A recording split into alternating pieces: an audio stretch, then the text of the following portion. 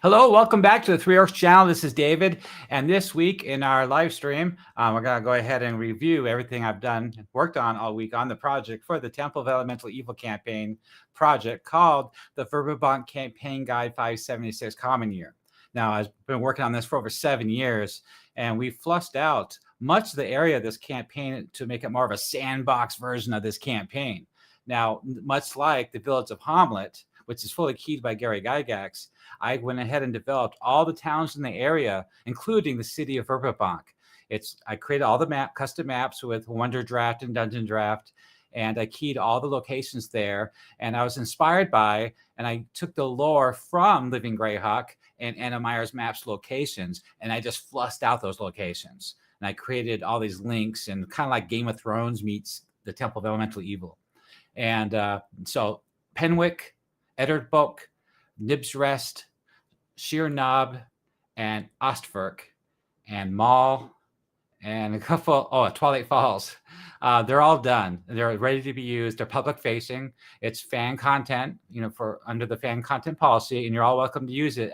And I wrote these articles in a formatting that's suitable to be used at the table while you're playing the game. So it's highly referenceable with a lot of bullet points and artwork. And so lately, I had Nob finished, but the person I was collaborating with originally that gave me permission to use it for my own private campaign, he contacted me later after I finished it. I contacted him months later after I finished it, asking him if I could publish it like I did with Sheer Knob and Ostfirk and Hamlet Quest and the Temple of Elemental Evil Leaderships on the Dungeon Masters Guild. And he told me no.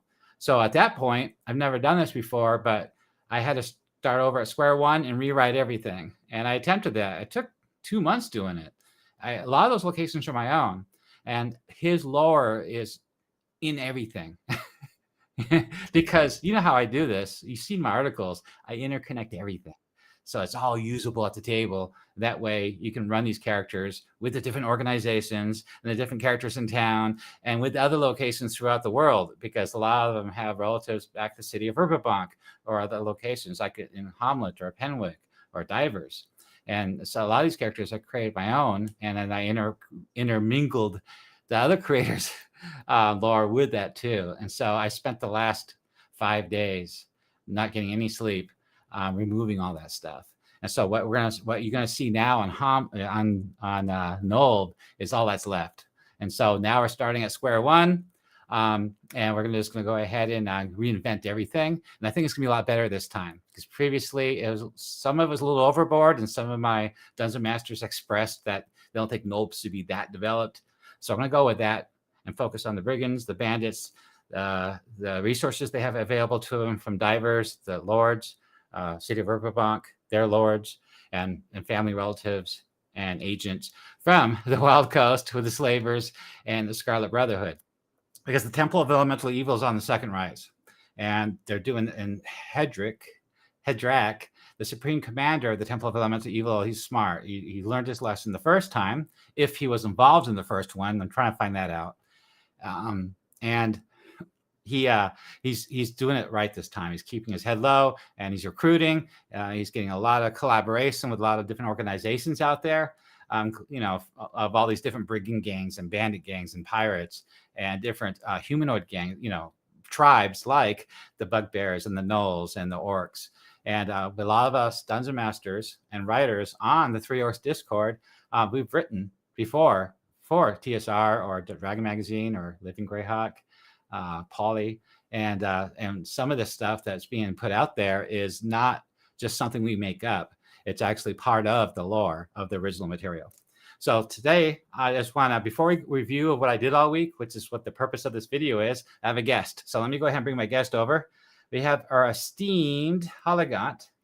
Let me pull him up and bring him over. Halagant, thank you for joining the Three Orcs channel again. I really appreciate you joining and talking about what we're doing and focusing on lately with the campaign as a whole. So thank you for joining. You're welcome. You're welcome. Thanks for having me back. I just want to, I didn't want you to wait forever. Well, I go on and on about the campaign. So I wanted to, talk to you first, and then I'll go follow up after this with exactly what I did during this last week for the campaign.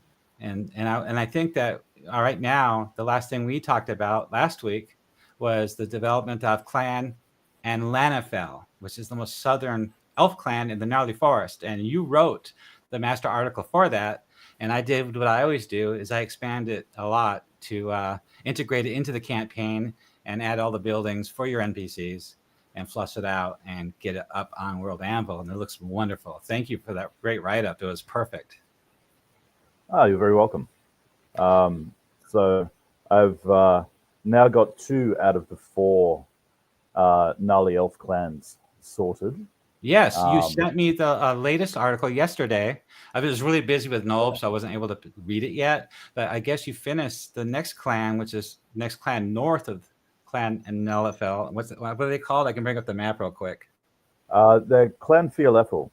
If I can find it. They run along fairly similar themes as and Lenafel. So I find that Clan and Lenafel is quite Tolkien-esque. The ancient wise law masters with their gigantic oak tree, whereas the Fialefel are a little bit more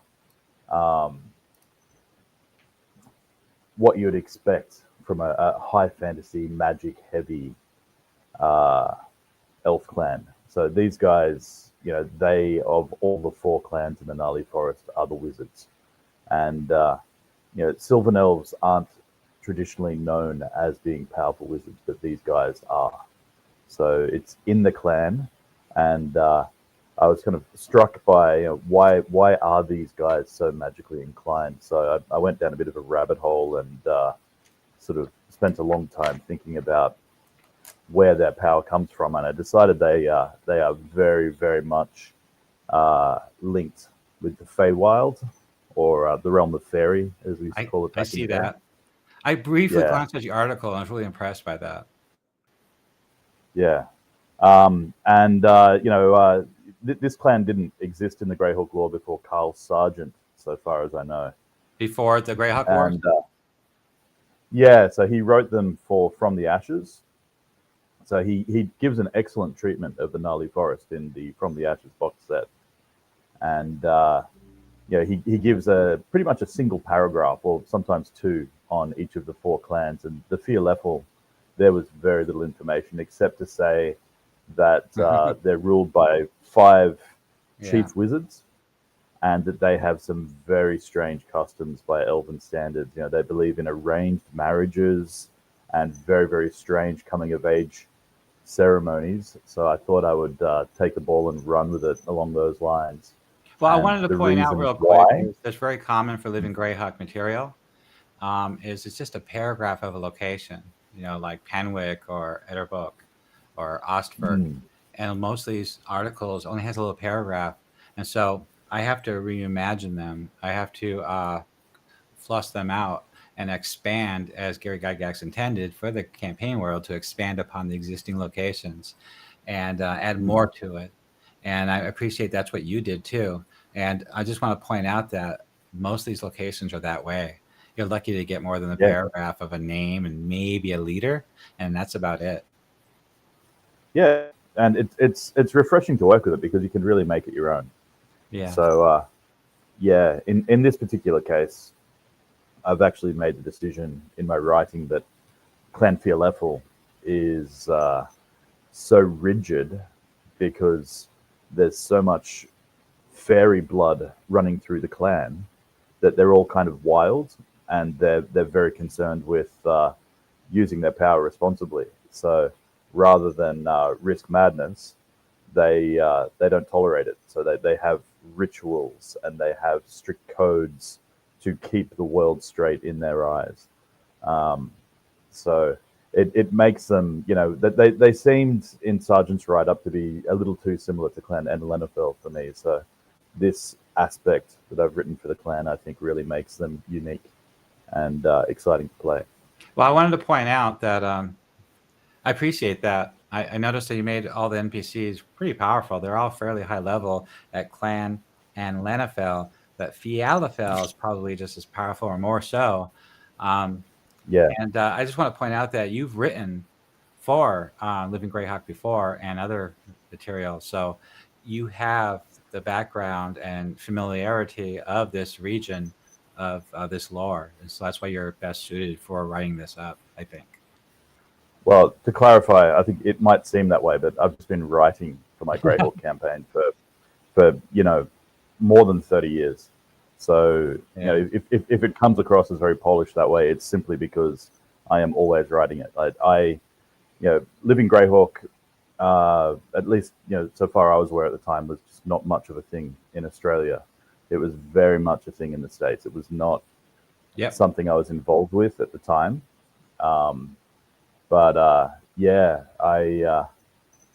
I think that some of the Living Greyhawk material is absolutely awesome. And well, I'm in contact with the Triad and other Dungeon Masters from the past that was involved with this stuff, and since the 80s too. And a lot of them, they're getting older, and they just, a lot of them either lost interest or they don't have the time. They moved on. And so it's really hard to find people that are really qualified to expand this and do it well, to where everybody's confident that we're doing it right, and where it mixes well, perfectly, aligns with the Greyhawk box set and the Living Greyhawk lore. It's not just stuff we make up. I'm really against using people's NPCs from their personal campaigns, because it's not really a character from the Greyhawk lore or the Living Greyhawk lore. And so there has to be somebody that if you create a new NPC, he has to be well connected and fit perfectly in the existing infrastructure, the location, the organization, and the other NPCs in the area. I just want to point that out. That's what we're trying to do here. Yeah. And I was mentioning on the Patreon chat the other day that because there is no, there's very little NPC information, very little information on the politics or the infrastructure of these clans. I know it's a lot of fun to write them, because yes, I have made some very powerful elves, but I subscribe to the idea that Selene might be a small country with not many people, but Selene is a realm that has dealt with a lot of tragedy in the past, and there's a lot of very powerful people in Selene who will not do anything to assist the surrounding nations of the Flonesse. They closed their borders. And from the outside looking in, it's very, very. It seems unjust and tragic that they've done that, and it is. But for the elves of Selene, the Empire of Vecna was just a few generations ago, and they helped the humans.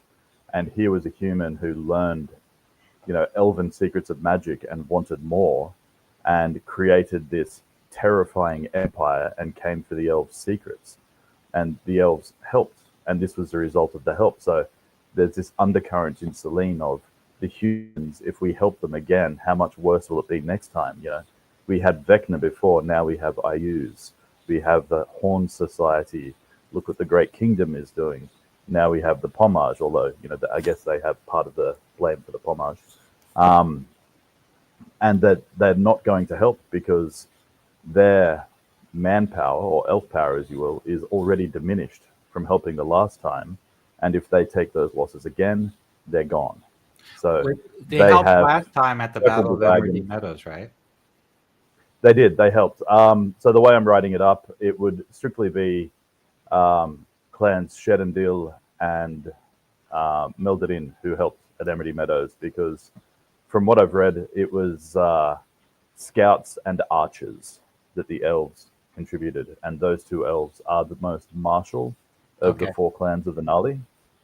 And also Melderin, people forget that Verbobonc City has a significant elven enclave. There's an entire neighborhood. Depending on the writer, it's a tree town or it's just a lot of elves. The Elven Enclave, the Elven Enclave, that's a big sector in the city of Verbobonc, and it's an original neighborhood from before humans got there. Correct. And they're Sylvan elves. They are urbanized Sylvan elves. And probably the majority of those guys would be Clan melded in, because they are the most personable and the most willing to trade and live with humans. Yeah, that's the one So- right in the middle. It's right south of. It's the second one south. It's right on the real close to the Lands of Divers and the Viscounty. That's Kind of. that's correct. It's They, more Divers. I think you've got the Wild Road kind of splits the heartlands of Clan Fearleffel and Clan Lenafel. Yeah, But, that's you know, down they would south. trade- That's the Wild Road right there that goes through Humming's End. Yeah, correct. Yeah, and they would trade, but they're not going to invite the humans to stay with them. They're not going to be particularly friendly. But I the miss- melded in, I misspoke last time, by the way. The Wild Road goes to Hamlet. Well, south of Hamlet. It connects to the Long Road. Previously, I said it connects to Nulb. So I just want to clarify that. right? Yeah, that's the high road that goes through Nulb. Just to let you guys know, it's Anna Meyer's maps. That's what we're going Yeah. on. Because Yeah. she references the Living Greyhawk modules, which is hundreds of them between 2000 and 2008. And so that's what is able for us to expand Greyhawk immensely with these cemented locations from Anna Meyer's. So Yeah. Melderin and Shedendil, they kind of, their lands, almost intersect with the high road that runs from Hamlet through Nulb, Twilight Falls, Sobenwich, up to Divers. yeah, it's got two so names for those some guys- reason in the Living Greyhawk lore. You either call it the Forest Road or the High Road. Yeah, I think there's some Yeah. confusion there, but yeah. I think either is just fine. okay. I mean, if you think, even these days, if you need to get to another town, people just say, the Hobart town, you take the road that gets you where you want to go. Right. It's natural to do so. So why not call it the Forest Road if you're living on, the plains and hills of Verbobonc? And, why not call it, the Hamlet Road if you're coming from Divers? Like, I don't think it's that I important. get that. Depends who you're asking and Yeah. where you're at. Yeah, exactly. So the 5 chief wizards of Clan Fearleffel, they are all high level. If they were all to row in the same direction, as it were, if they were to turn up at one time and start slinging spells around, that would be terrifying. But the point is that they don't do that. It's not their way to be that confrontational, because that's not what the elves do. The elves sit back and they watch yet another folly unfold throughout the Florness because of the humans. Yeah, I was going to ask you about that. I developed Oakvein after you sent me that article, and I put all those 6 lore masters and 6 locations in one tree. Now, is this clan Falafel going to be the same thing, or are they going to be more spread out in the forest? The different wizards. Definitely spread out. So I've invented a town in which the seat of the clan can be found. But it's only 484 people, so it's not only a big location. Yeah. Well, Hamlet's like 95. Yeah, true. But in terms of sizes, it is very much a village. Right. It's not a city. It's not what you would call a town, but maybe for the elves with their smaller numbers, it would be considered such. So I've called it the Twilight Trees, or Dervenai. It is the residence of the 5 chief wizards, but it is a residence that they will each travel to. They have their own homes amidst their own little tree thorps throughout. So they might have like a council chambers for them to meet at. Exactly. Okay. Exactly. Yeah. I'll read your article. and, but, I'll probably have a lot of questions when I start developing these locations for the article, for the website. Yeah. I think there will be, I think, a write-up of a central location for each of the Sylvan Elf clans of the Nali. Yeah. But it will be a place where they go to talk and then leave again. So the Council of Wizards does reside in Dervenai, but they also have their own residences out in the forest that they Okay, so travel I'll have to between. develop And those as separate places then. yeah, Um, so each of them, being a wizard of significant level, it's child's play for them to move between well, different homes. I don't know, in old fantasy, often a wizard's on his own somewhere anyway in a wizard's tower. So that's not a problem. I'll do all that. Mm, I'll create yeah. artwork for it and stuff. But I want to let everybody out there know real quick before we move on is the reason why we did this. I talked about it last week, but just in case you're new, there's a big hole in the campaign. So this is a sandbox version. It's not just the module. And so your players could start as a dungeon master. You could start your players at the city of Verbobonc, that's where I put mine at. Or you can start from Divers and make your way south through the forest here, through Twilight Falls, get into all sorts of trouble, right? Or you can start in the Wild Coast with the Slavers and connect that. And that's what Joseph Block's module, the T0 module, does. He starts his characters at Narwhal. Narwhal. And he heads along the Wild Road here. But his map's different because he uses the old map from the box set, and we're using the Anna Meyer's locations, and the old box set doesn't have these locations, so it's kind of hard to figure out. But anyway, the reason this is so important, if you look at the map, is your players, you're only like 30 miles from Nob. And if you're an elf character, you could be from one of these places. That'd be your background. You can always go back for training and getting knowledge, information, also, supplies, rest, healing, reses, whatever. So that's important, right? In a big, real campaign, a full-fledged campaign where you go all the way, maybe you go through the G modules and the Ds and finally to meet Loth in the Q1, that kind of campaign. So it's important to have these locations fully flushed out and developed as a dungeon master. That way you don't have to worry about it. It's already been done. You can just run it. And we put a lot of plot question here too to help you out, give you some ideas that you might find useful. Well, anyway, as you're traveling up and down through these lands, you're traveling through clan territory. So I wrote an article on how they interact with any travelers along the merchant road. So, and bandits and brigands and humanoid tribes like orcs. So I wrote their articles are fully flushed out to cover all that. As a dungeon master, you'll find that very useful in your campaign when you're traveling back and forth through here, because these brigands and bandits are raiding up and down just outside the clan, or maybe into the clan lands, and so the players will find evidence of that.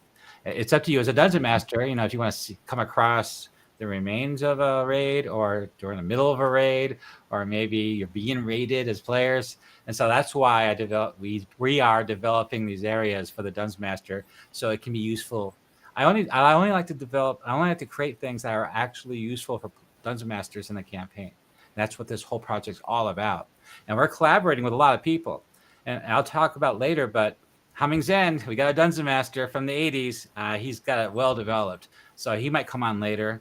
We're supposed to get together with me, and we're going to work on that this week, hopefully. And I'll fully develop Humming's End.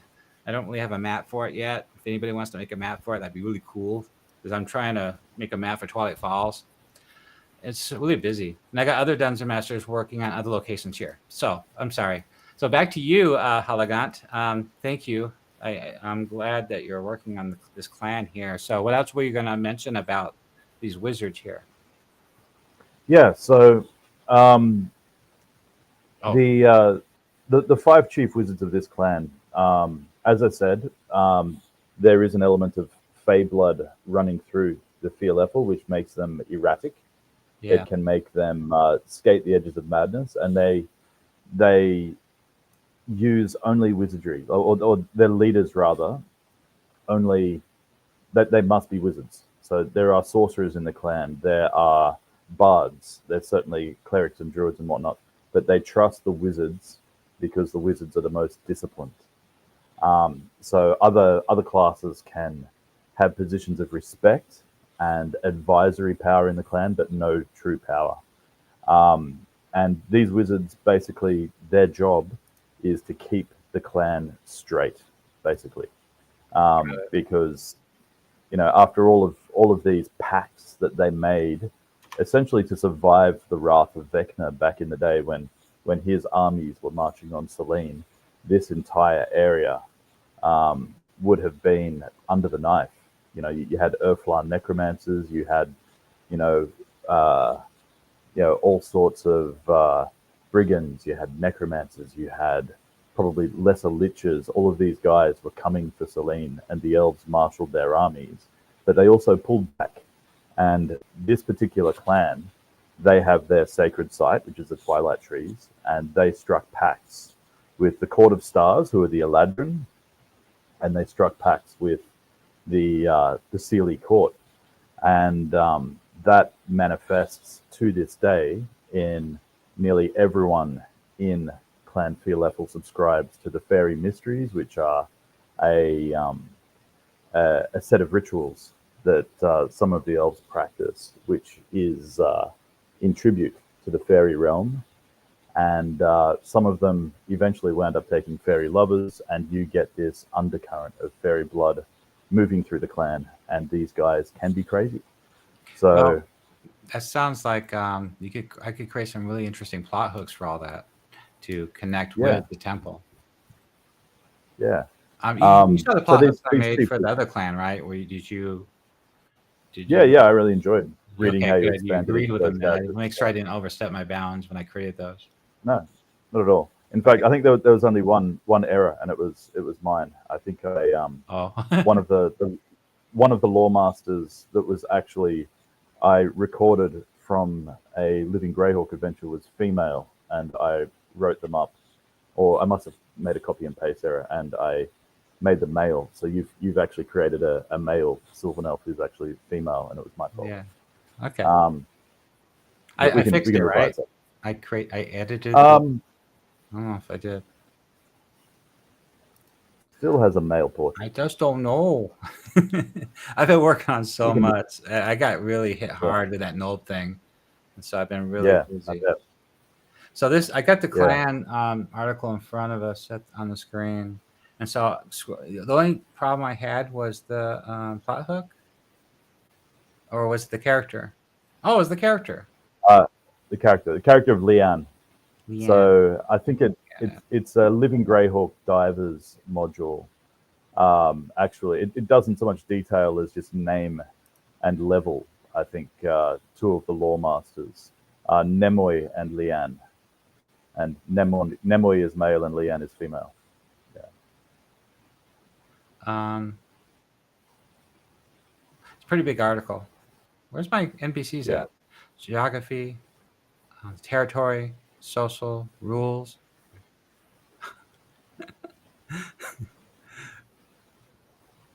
Oh my God. How come they're not linked on my front page? I can't believe I missed that. They're really not linked here? Enormous. Oh, they're on the right under notable members. All right. Okay, so Cleric of Labelas. Labelas Enordeth, the elven god of time, longevity. So he's a he. Is that good? Leanne is female. I have to rewrite this article. Okay, let me write that down so I don't forget. I was on head over heels here with Noel right now. Leanne. I'll put it in chat. Remind me to change genders. Leanne. Clan and nav. Suck. Copy paste. Okay. Thank God for copy paste. That's probably what gets me in trouble. All right. That's what got us in trouble this time, yeah. Okay, so regarding how Clan Fearleffel feels about the younger lived peoples of the Flonesse, they're not fans at all. So they are the ones it falls to for the most part to protect the elven heartlands of Fearleffel and Lenafel from raiders from the Wild Coast and also from humanoids. I think I keep drumming this one in, but when you look at how the humanoids are going to get from the Pommage to work for the temple, because there's not going to be many goblinoids, orcs, gnolls left in the Gnarly Forest, certainly not in the Lort Mills or the Cron. they've got to come from somewhere. And I think the most logical place is that the temple is sending agents to the Pomage to recruit humanoids to go and fight for the temple. So these humanoids are either traveling underground or they're traveling through the forest. That's the only way they're getting to the environs of Nulb and the temple, which means they are going through Fialefel lands. And Fialefel are not happy. So they have trusted merchants that they will let through. Everyone else is suspicious to them.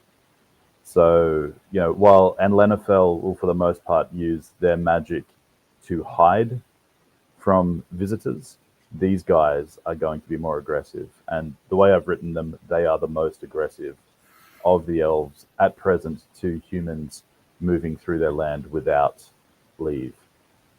So some of these powerful... Yeah.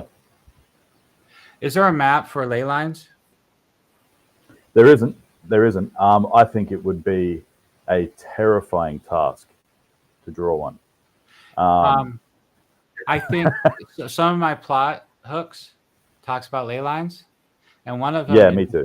One of them is a connection to the elemental node. That is absolutely. Very interesting idea there. Well, I think it's a great idea to run with, that the entire gnarly forest and Verbobonc is laden with sites of elemental magic. That would be a good reason for the temple to exist in the first place.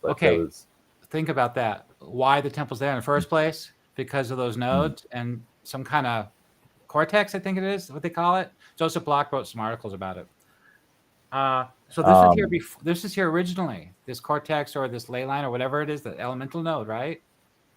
Yeah, that's the way I see it. And I don't think the Living Greyhawk guys specifically mentioned that, but I think they had very similar ideas, because you just get these sites of power that seem elemental in nature, popping up in people's writings all over the area. So I think it's a great idea, and I think I've lost his name, but someone did a treatment of Verbobonc in the Oath Journal, ages ago, and they had this school of elemental wizardry that had been destroyed. I collaborated with him. I got permission to use his article, and I put it up. That's where the city of Verbobonc came from, and then I expanded it a lot on the website and I created that map, and I did put that elemental school of ruins on the map. So it's part of that. I think it's a great idea, and it's certainly something I've incorporated in my game since the earliest days. Well, what's interesting to think about is, if this is the case, and these plot hooks, I showed you in Clan, I didn't show them to you on screen, but last week I did. Think about it. Okay, the clans don't know there's a second rising of the Temple of Elemental Evil yet. They suspect something's going on, and I think, and what I said in the plot point was, the plot hook is they sensed a disturbance in the forest. No, they sensed a disturbance in the ley line or something, like somebody's tapping it, or they detect that the elemental node is active or something like that. And so now the clan's interested. Now, if you're a player and you're from that clan, that's a perfect plot hook for your character in this campaign. Why you went to Hamlet, or why you went in that direction and joined an adventuring group. Why they sent you, one of their own, to the Viscounty to find out what the heck is going on, right? They know enough about the bandits and brigands not to go to Knoll by themselves. Because they've got a history there, those bandits and brigands being horrible people, and they'll probably capture him and enslave him. So they know not to go there to investigate on their own. And also another reason that Nulb is in Viscounty territory. It's a village of the Viscounty of Verbobonc, and so they don't have jurisdiction. All they can do is go to, maybe they sent, in my campaign, I started in City of Verbobonc, right? So they sent the elf in the background. I would write up for the character. They sent the elf to the City of Verbobonc to talk to the Council of Lords, and then they befriend one of the lords there, Lady Osbury. She has a quest for another module, and she ends up paying attention to him. and they build an adventuring group together. So anyway, what I'm saying is this is a really interesting plot hook of why and what position these clans have about this unknown second rising. But see, the backgrounds for the druids in my campaign, for like a player druid or player ranger, the great druid senses a disturbance in nature, but they can't tell what it is. It's some kind of corruption of nature, and it's coming from Nob or in that direction. And so they send one of their own, a druid, right? Or a ranger, a druid, and they send them to Hamlet or City of Verbobonc into a group and go investigate what this disturbance is. Who's behind it? There's some sort of organization behind all this, and they need to figure this out. They know they can't just send the druid to Noel because they'll get killed or enslaved. So these were all awesome plot hooks for a full campaign that involves everything. It brings it all together. That's what gets me excited. Yeah, absolutely. So I mean, I think that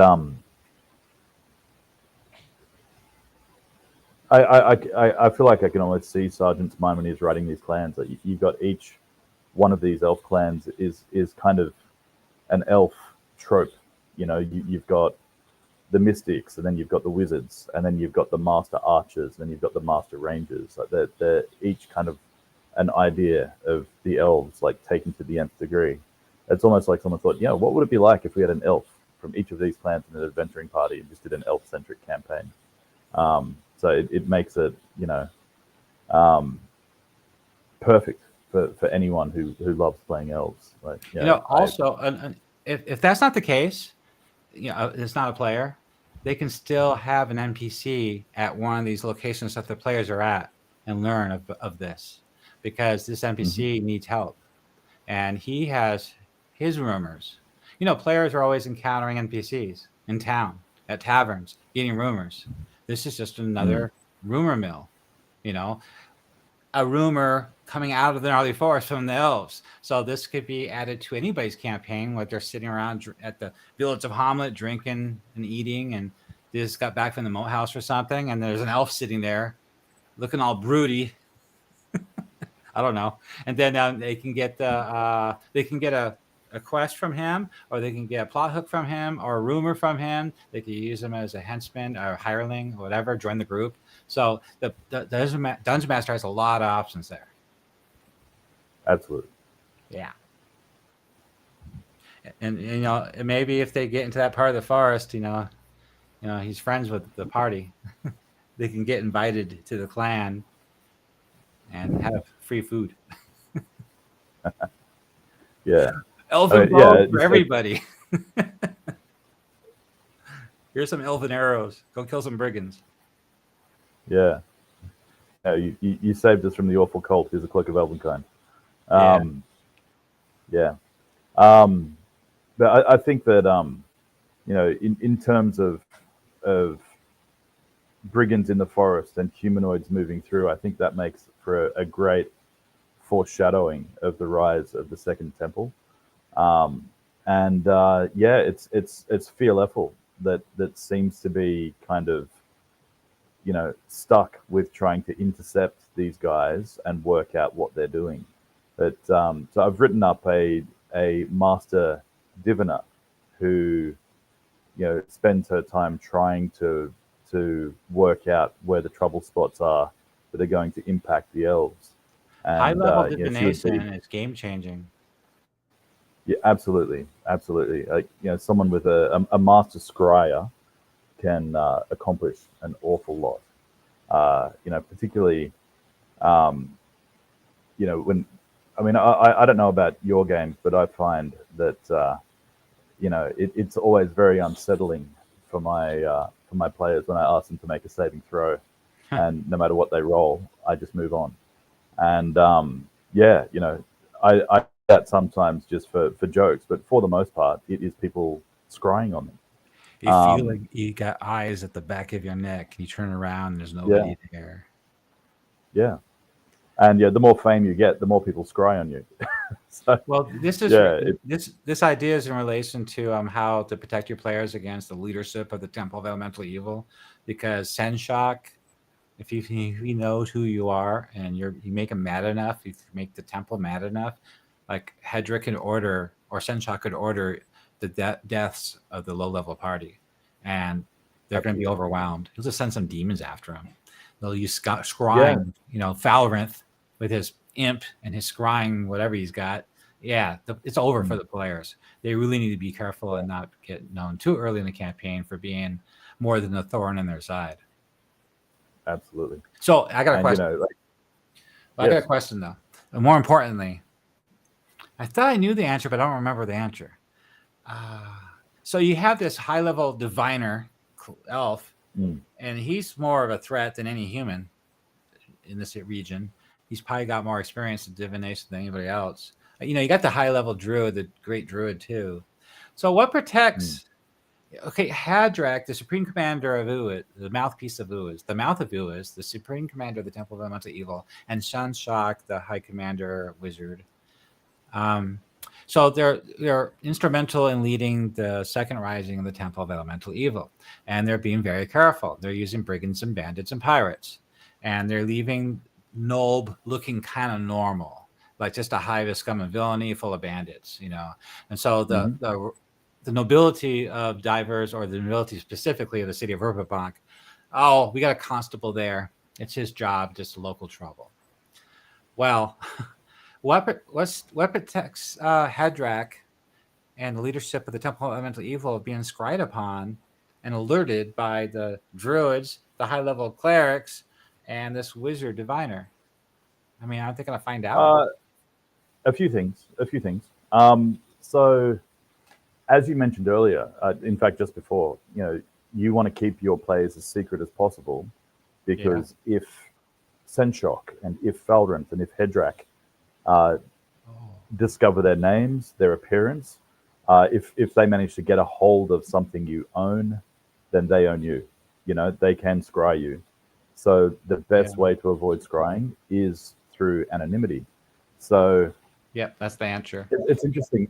If you go to Hedrak's quarters in the original Temple of Elemental Evil, when he leaves the Greater Temple, he goes masked. He wears a leather mask, and he wears, a disguise to go amongst his subordinates. Yeah, so I need to develop that more when he goes into town. For what reasons? I'm going to do that too. Yeah. For Nob. Yeah, completely incognito. And he would use pseudonyms, and he would move about in secrecy because he's a clever, clever man. So that in itself, being very mundane, is a great way to foil scrying. Just double blinds, disguises. But on a more magical level, the way I see it, elemental magic, like, areas heavy with extra dimensional magic are going to be a foil for scrying. The four nodes and the nexus. Yeah. So the way I see it, as long as Hedrak is essentially keeping to the underhalls of the Temple of Elemental Evil, he's safe. And when he goes out in disguise. There's also another important consideration. You're about to say it. I was about to say it too. What is it? Elves. They don't move quickly. This diviner, would be struggling on a certain level just to keep up with the humans. The humans are born, they build empires, they die, and the elves, that was like a week. So she's having to get through her own calcification to act quickly to divine what's going on.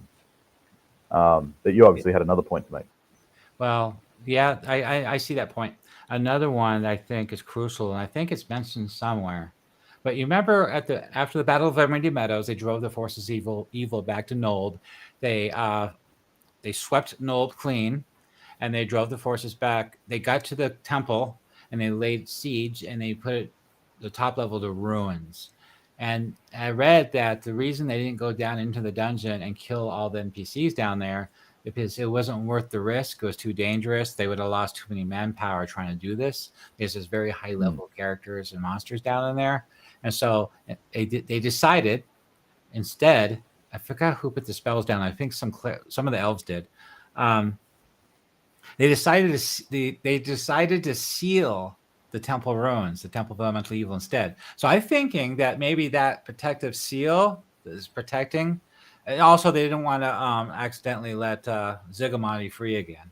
That's another reason. Mm-hmm. So they sealed it. I think that those magics that are holding the temple ruins closed, specifically level 3, I think, is stopping scrying and other detection notice of divine scrying from clerics and druids, whatever spells that they have. Yeah, there's absolutely no reason why the wards that they laid down to keep the temple sealed wouldn't stymie further magic. I think it was some high-level clerics from Valuna together with a few wizards. I think in the original adventure, Was it certain died at Emerald Meadows. That's right. He actually was killed there. It's hard to remember this stuff. That's why I write the articles. So this is a good reason why we have articles, so you can reference at the table while you're playing. You look it up real quick. But you're right. There is lore. I have a Battle of Emerald Meadows article, and it talks about a lot of this stuff. And I have my I didn't create articles yet for the actual temple yet. I haven't gotten that far. I'm saving that for last. So all Gygax wrote was the place was ruined and sealed against a further return of such abominations by powerful blessings and magic. So it was obviously, clerics and wizards working together, and they've created these wards. Some big writers over the years did write big articles about it, like people like Skip Williams or somebody like that. There is a couple of big articles out about the subject. Yeah.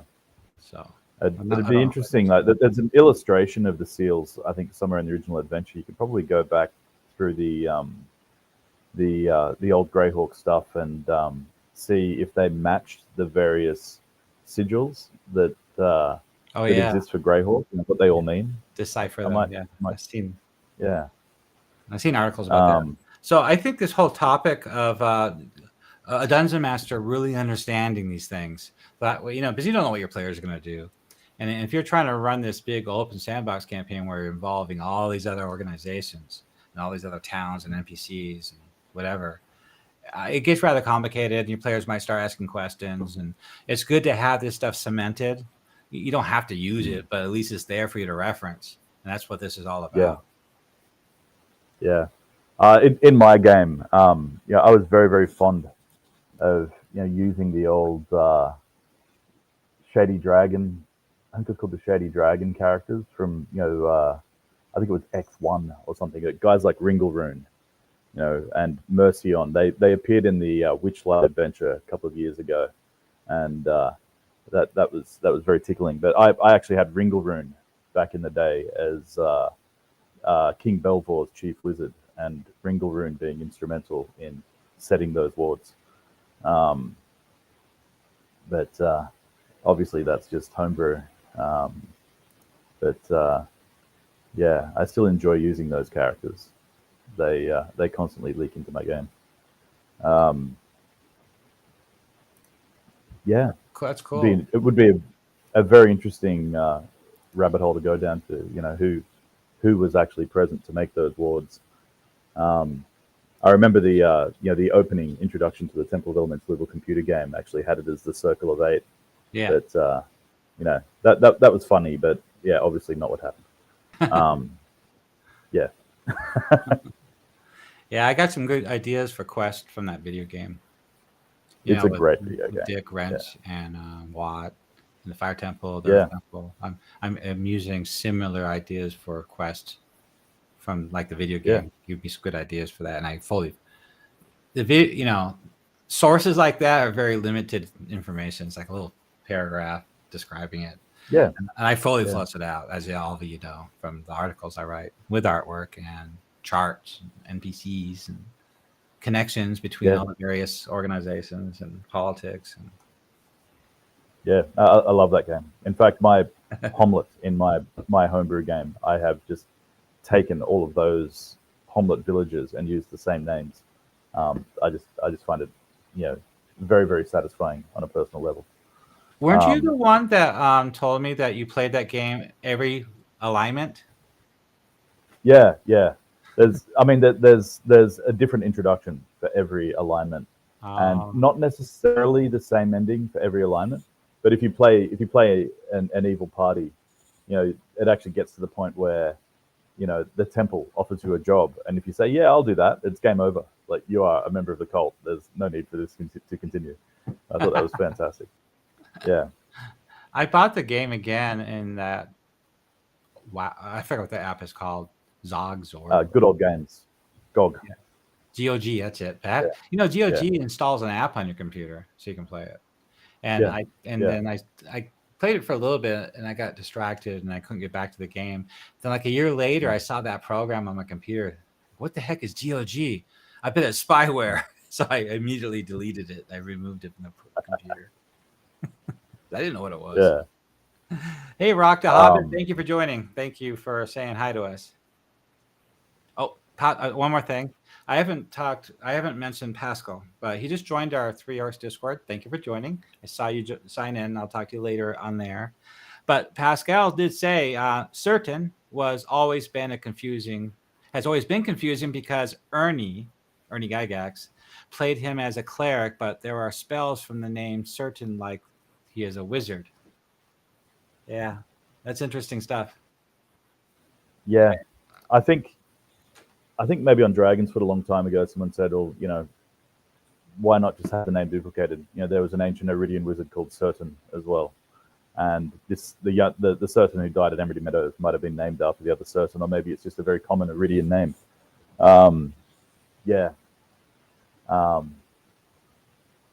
Yeah, there's a lot of stories about Gygax's personal family home campaign, and that was all the beginning of the days. Like, that's when I started playing too. In grade school.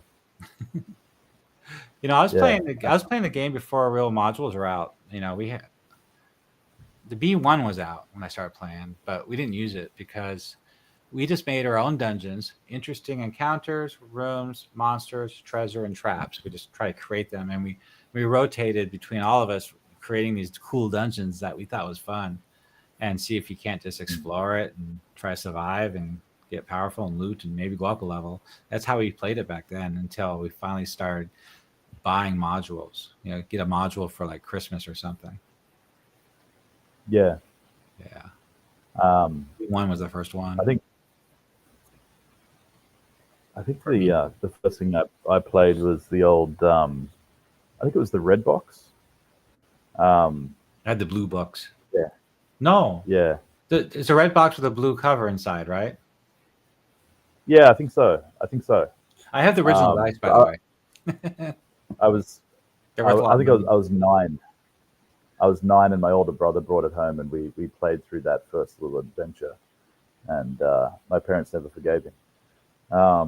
Yeah. Oh, by the way, Pascal said that, hey, Ivid the Undying, he claimed that Certain was a legendary archmage. There you go. That must be where I read it. Yeah. Yeah. So why not just have the odd name duplicated? Not everyone is going to be, have a grand wizardly name like Mordenkainen. Well, I'd like to mention something interesting about that.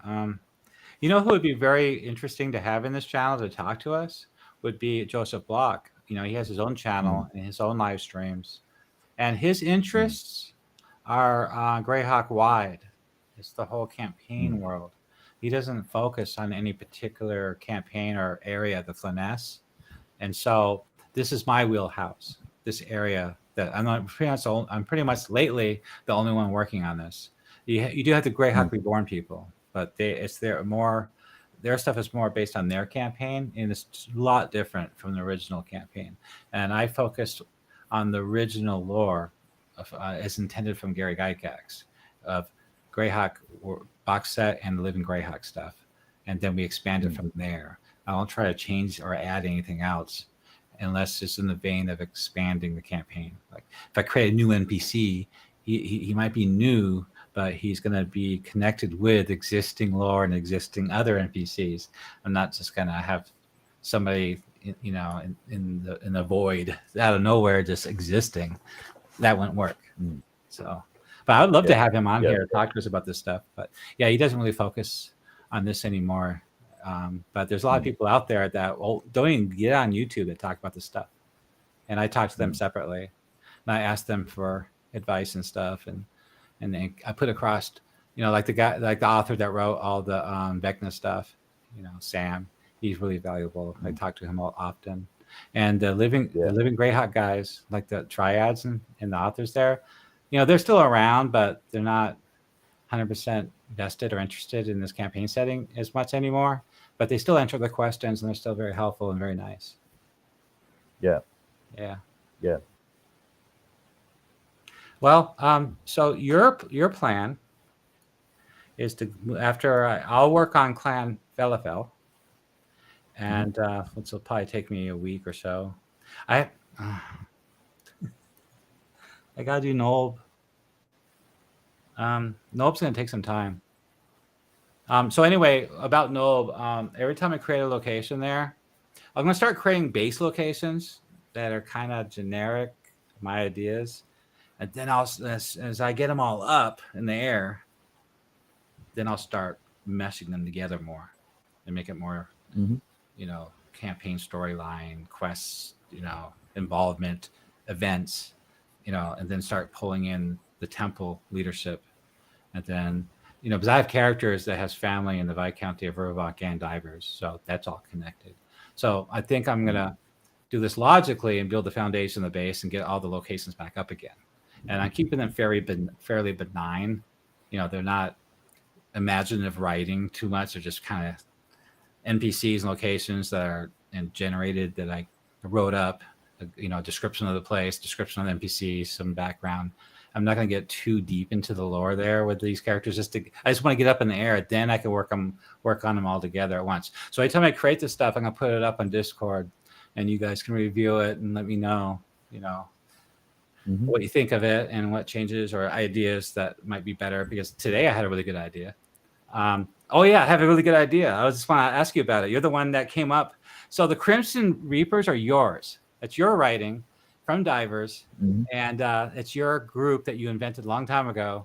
And you suggested that the brigand group that has base operations in Nulb, supporting the Temple of Elemental Evil, could be these Crimson Reapers, which is a sub band of the greater organization in Divers. So they sent this Rom, who's a wizard who's in charge of this group, down here. The leader sent him here to run the operations, and Felix is the assassin, and he runs the raids out of Nulb. And this is all your stuff, and I expanded them greatly and put them on. So the Circle of Whispers. Huh? Oh, go on. Yeah, the Circle of Whispers. The Circle of Whispers. That's what they're from Divers. Okay, okay, you remember the second in command is a human. He's from Heppeland, I think. He's a human. What's the race called? Talver? Talver? Tuv. Tuv. In front of me. Yeah. I'm so used to looking at the stuff on the screen. Okay, so he's a cleric of Orcus. And then I came with the idea a long time ago that they all have these brands. So if to join their gang, they brand you with a tattoo, with the tattoo of the symbol of the band, which is kind of like an Orcus thing. Orcus. I have an idea. He's a cleric. He's a cleric of Orcus, and they're all branded. Hey, kind of like a glyph of warding. So I was thinking that these rituals that he's doing on his men when they join, he has some power over them. He could probably find them. He could probably hurt them, give them pain. He could control them, and maybe even alert them, like all hands on deck. We're being attacked. Okay, that's a good idea. So I was thinking about doing that. I thought of that today, actually, as I was going over Nob.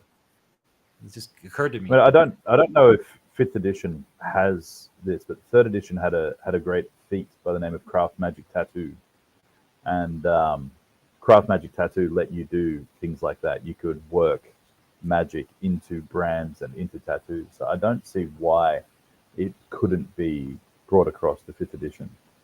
Well, 5th edition, you can add all sorts of stuff to it. They do it all the time in all those books that come out. They just Yeah. I create unique traits. They're called traits, and basically you can give a unique class character a trait, and it's unique only to them. And it's usually based on their personality and background. The rule set will allow you to do that. And if you looked at my original release of Null, I did that a lot with all those NPC stat blocks. Have we do all that now? Yeah. By the way, Rock the Hobbit asked, how does canon become canon? Well, I do have an answer for that. It's canon if it's from the World of Greyhawk box set. It's canon. It's from any other box set or module released by TSR or WotC, I guess. It's canon to a point if it comes from Living Greyhawk, but not 100%. And it's canon, but it got canon. A lot of that got canonized because Anna Myers placed them on her maps, and that's basically pretty much what everybody's using right now running Greyhawk is her maps. So because if you don't use her maps, you're just using the base maps from the box set, there's no locations. It's only the capital cities and the major roads and the major rivers, all that stuff. And the only way you're going to get location lore, regional information is from a module, like what T1 module did, the Village of Hamlet, or the U1 module, the haunted house and the village, and then the lizardmen in the swamp. Back in the day, the way you flushed out Greyhawk is either do it yourself, and also the modules flushed out little localized areas too. That was how it was done. So generally, Dungeon Masters have time in their hands, and they're very highly creative. They can flush out an area themselves, but not everybody's that way or has the time. So that's why a lot of people use modules. Well, so the Temple, so that's how it becomes canon. It becomes canon from publications. And Living Greyhawk is not really a publication because it wasn't publicly publicized. It wasn't offered to the public. You can't even buy it. Only Dungeon Masters that run the modules at conventions were given the module. But Anna Myers took that information and created these locations on the map. Not just villages and cities, but roads and lakes and rivers and all sorts of stuff. So that's how it became canon. And that's how I'm looking at it. That's how I'm using it for this campaign project, because I would not want to start from scratch. And then if somebody were to create something from total scratch, I got a couple new guys that came to our 3 Orcs Discord the last couple of days, and they recreated the Village of Hamlet completely, the entire region, completely different. They even changed the name of the town because they didn't want their players to buy the module and secretly look up stuff in the module while he's running the game. I had a player like that once. He bought the G2 module while I was running the Giant series, and he was cheating. He was looking up the module in the bathroom between melee rounds, looking up stuff. I didn't find out until later. And so that's another reason why a lot of Dungeon Masters like to change stuff. And I want to avoid that because I want this campaign setting website to be universally useful to all Dungeon Masters out there. So I hope that answered your question. Rock the Hobbit said, Saint Anna Myers, blessed by the Living Greyhawk knowledge and made it canon. I see. Yeah, I don't know how she got all the information, but she got it. Yeah. I wish you would zoom in more. So that's what this map here, every hex is a league, 3 miles, which is higher resolution than her map. It's zoomed in more. And then the other map, the Eastern Viscounty and the Southern Viscounty, every hex is 1 mile. That's super zoomed in. Because if you're doing a lot of adventuring in that region in your campaign, you really need that detail because you got raids and encounters out there, and it's really hard to do that on her maps unless you in one very narrow focused region. That is, especially if you want to put it on the map. Because if you did it on our map, you have all these icons on one little square. Anyway. So I answered that question. So, by the way, Halagant. So I guess I'll try to do 2 things at once. I'm working on Null, and I'll work on the clan here. And I guess you're moving on to Clan Meldorin. Meldorin will be next, yes. Meldorin. So they're the largest clan of the Nali, and also the friendliest. They have the highest proportion of half elves, and I think by virtue that they're quite close to Coruscant, the headquarters. I use the term very loosely, but the headquarters of the Rangers of the Nali Forest, and their lands kind of, they kind of abut the high road, and they also abut what I call the grey road, which heads all the way past Coruscant and all the way to the Greyhawk Verge. Yeah. So they're the traders. They trade more than the other clans. Okay. So yeah, that I think you'll find that the write up of those guys is a little more prosaic and a little less fantastical than Lenafel and Fearlevel. Okay. Because I was talking earlier about tropes, elf tropes. These are the friendly elves. These are the typical, almost high elf style grey elves of the Four Clan. The vast majority of my players over the years that have played either elves or half elves are linked to this clan in some way or another. The reason this map doesn't go any further east is because this map is specifically the Viscounty of Verbobonc map. See the orange line that encircles it? That's why the map doesn't go any further east, because that's what this map is for, just for the Viscounty. I need to make another map for just the Gnarly Forest. In the past, I just used Anna Meyer's maps, but I could create another map that looks like this one, just for the Gnarly, and maybe include the Wild Coast as well. I have to think about scale. So this map is like 21 megabytes. So I have to worry about that too. I was curious if you had any intention of doing a larger map of the Fens of Tor, because I know that the Fens of Tor are very much a pet project of yours. You really love your Fens. Thank you. There's a lot of work. I'm still working on it. Yeah.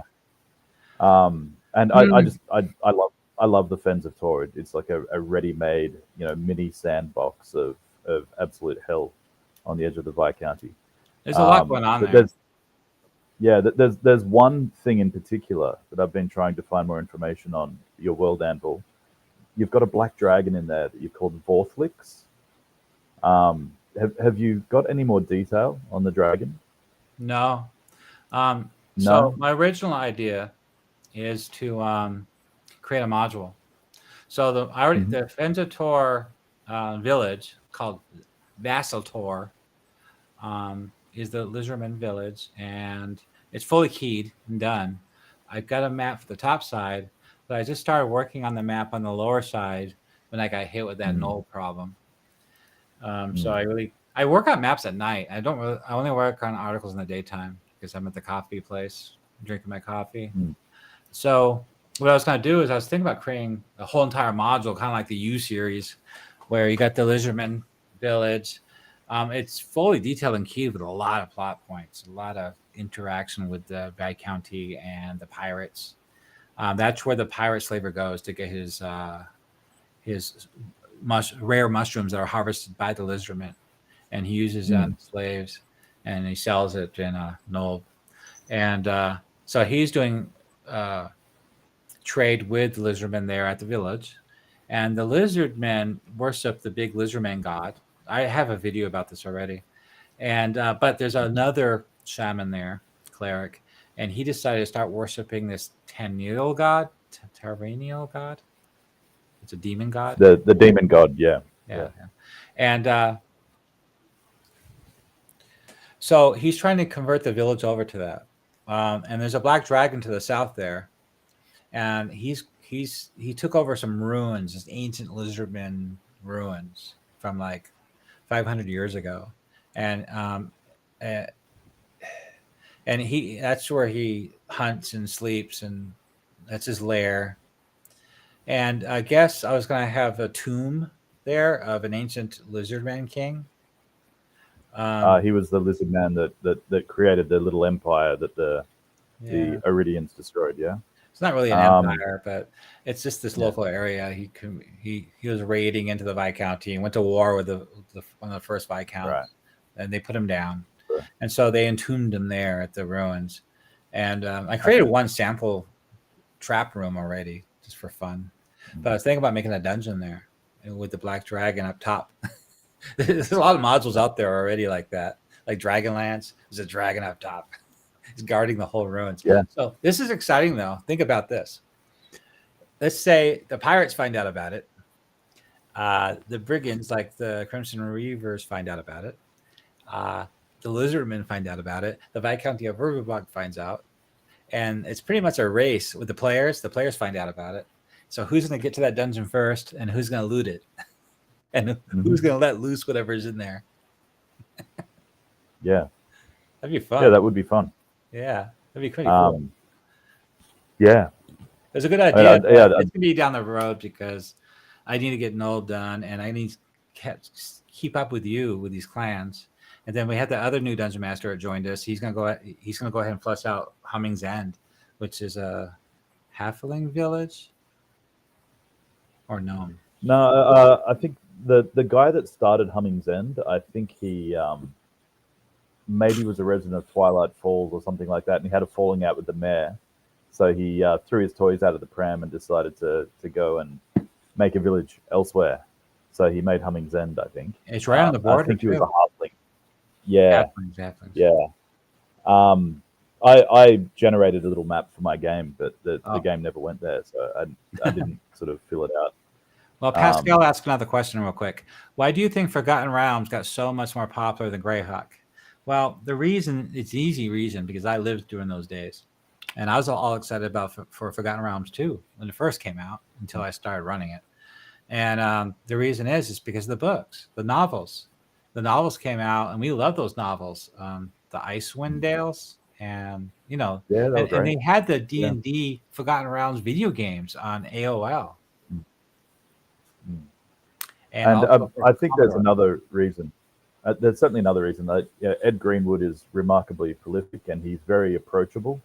And he like him. And it's just remarkable how someone would ask a question and this guy could flesh out this amazing answer in 24 hours. Bang, it was there. Kind of like what I'm really, it got people into the realms.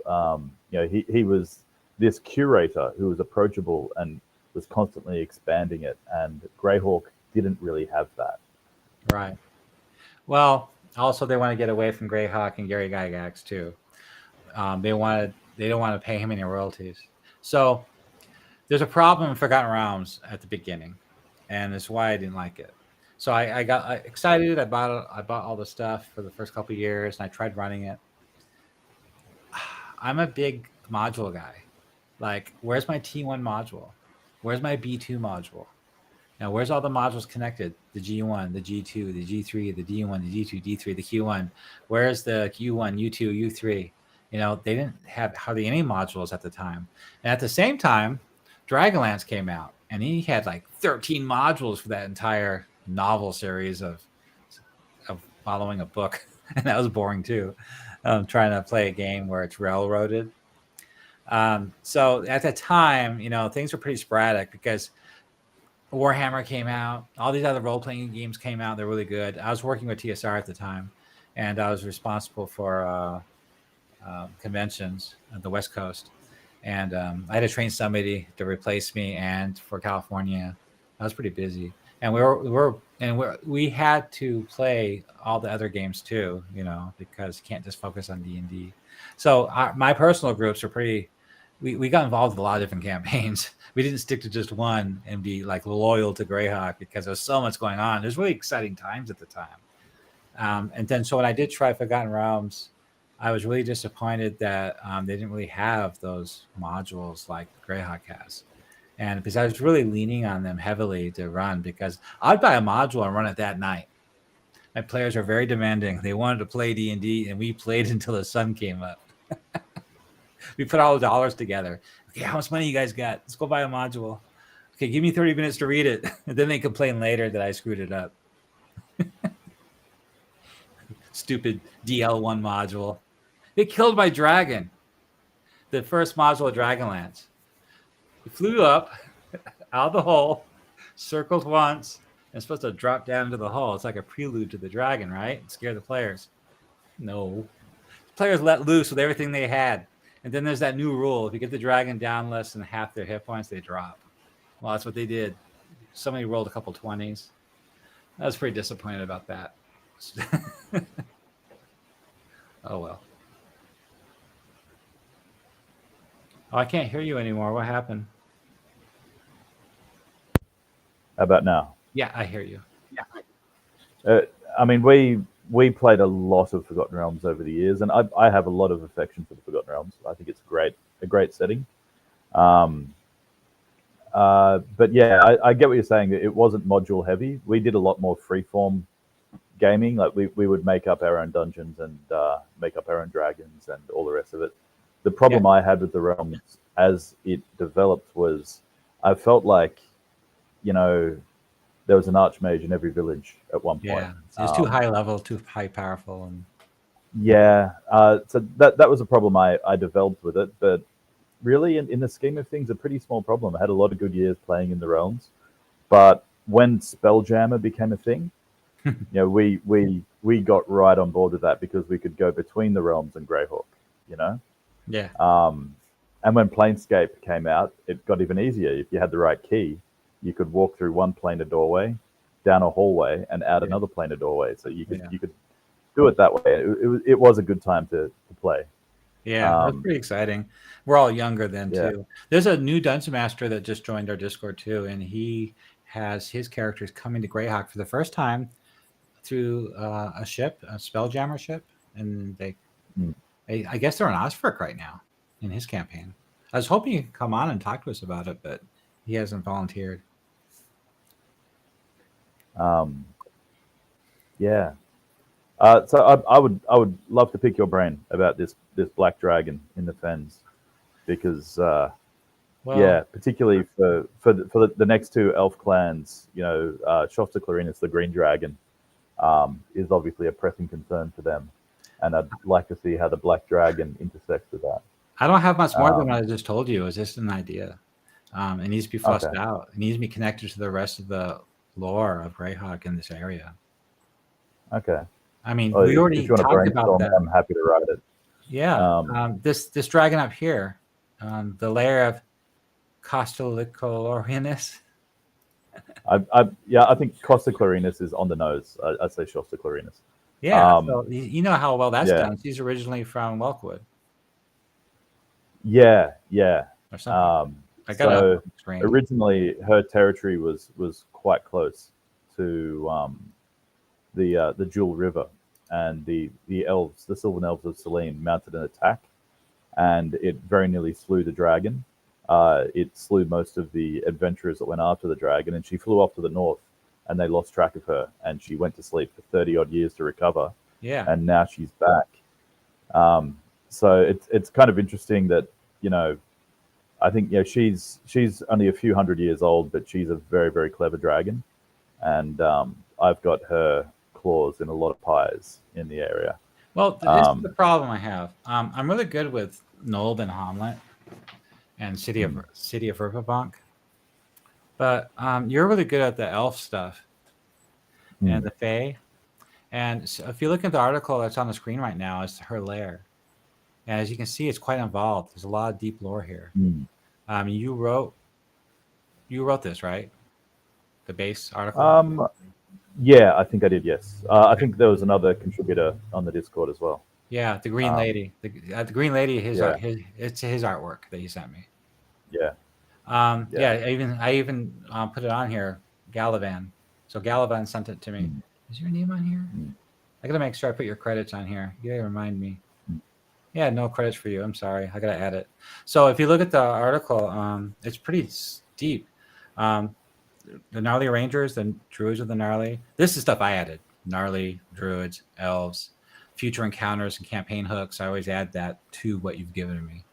And on the right, I created this flavor text of what it's like for your players to get there for the first time. So I'm good at writing dialogue, things like that. And that's useful for a Dungeon Master.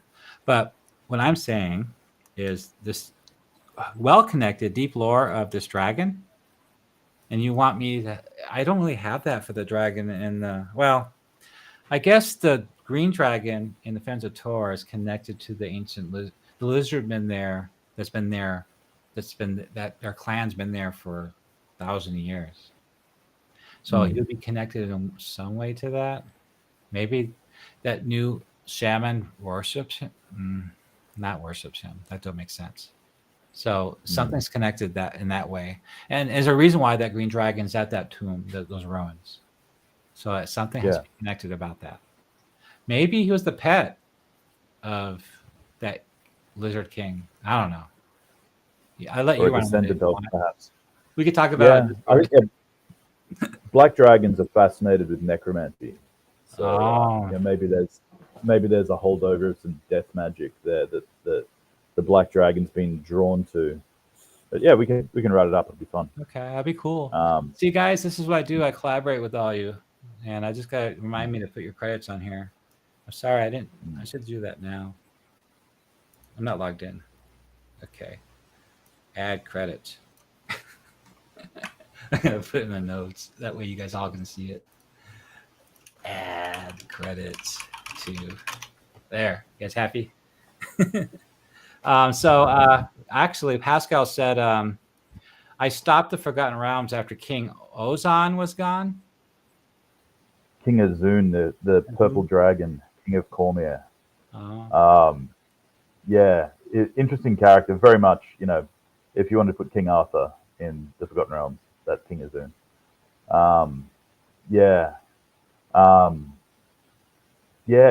Interesting character. Cool character. I think. I guess like a lot of old Realms players, I kind of disconnected with 4th edition, so I actually have no idea what happened. With the death of King Azun and what happened after. I should go back and read that. I found the whole Spell Plague storyline a bit hard to swallow. I understand they've. They advanced the storyline of the Forgotten Realms 100 years, which was very, very ambitious, extremely ambitious, and it's arguable whether they pulled it off or not. I'll let other people weigh in on that. I kind of disconnected with the Realms with 4th edition, but I do understand that there's some excellent 5th edition writing out there these days. I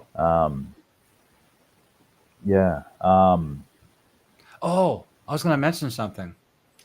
Okay, you remember how I was getting the idea of the 4 temple cults, Earth, Air, Wind, and Fire, to have their own outpost out in the Viscounty close to the hamlet, like the Moat House. So the Moat House is with Lareth, and he's from the Greater Temple. So the Earth Temple of Romag might have a base out there for raiding, and so there's the other ones. So, like for example, Romag has the old abandoned monastery just 5 miles west of Hamlet, and he's got his men there, and that's where they take prisoners and loot and stuff like that. And so he's got a sub priest that's in charge there, and a warrior. The warrior's name is Marin, and he's already developed. So the idea came from the Princess of the Apocalypse module by Wizards of the Coast, 2015. And so I was just going to run with it. They sell that on DM's Guild, so I'm allowed to reference it.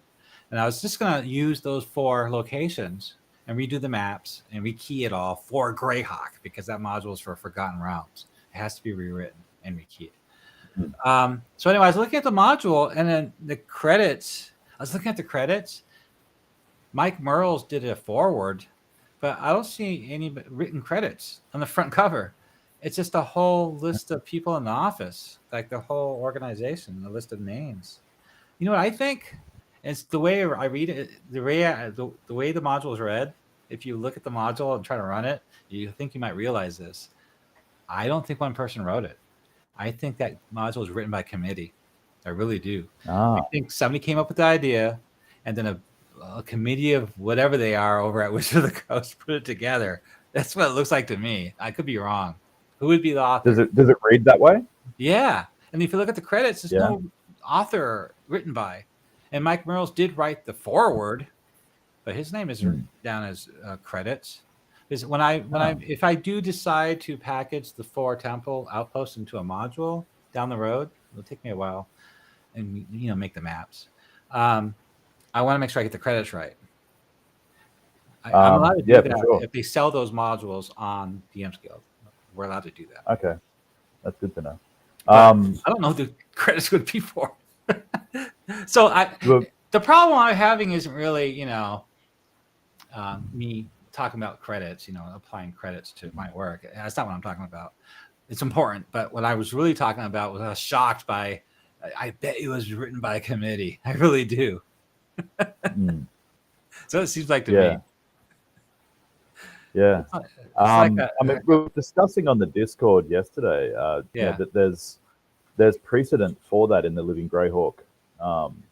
There's an adventure where there is an outpost of each of the 4 temples out in the larger Viscounty. So you've got the Crystal Falls or the Crystal Towers, which is west of Ostberg, and Hold on, back up. I missed what you're saying.